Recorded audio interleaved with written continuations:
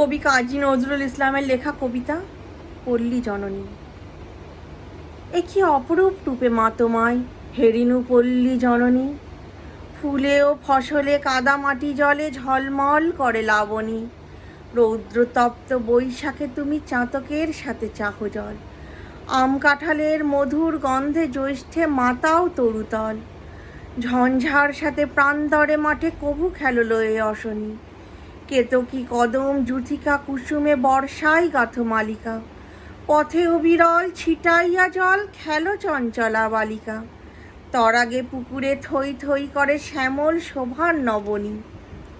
শাপলা শালুকে সাজাইয়া সাজি শরতে শিশিরে নাহিয়া। শিউলি ছোপানো শাড়ি পরে ফেরো আগমনী গীত গাহিয়া।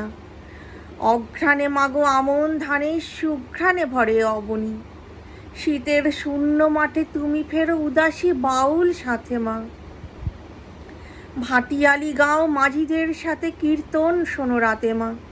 ফাল্গুনে রাঙা ফুলের আবিরে রাঙাও নিখিল ধরণী। এ কি অপরূপ রূপে মা তোমায় হেরিনু পল্লী জননী।